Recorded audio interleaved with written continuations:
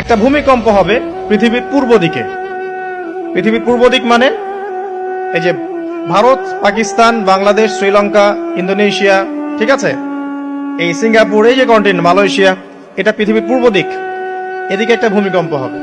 তারপরে 7 পৃথিবীর পশ্চিমে একটা ভূমিকম্প হবে। পশ্চিম মানে বোঝেন না?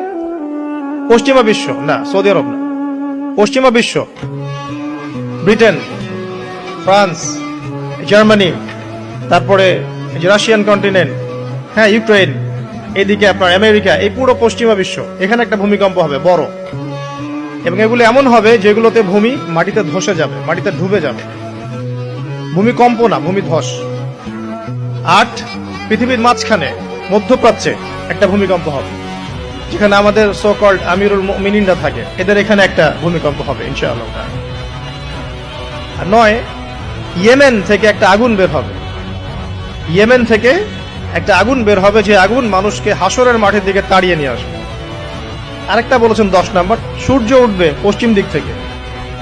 সূর্য উঠবে পশ্চিম দিক থেকে, তাহলে আর সময় নাই, পৃথিবীর সময় শেষ।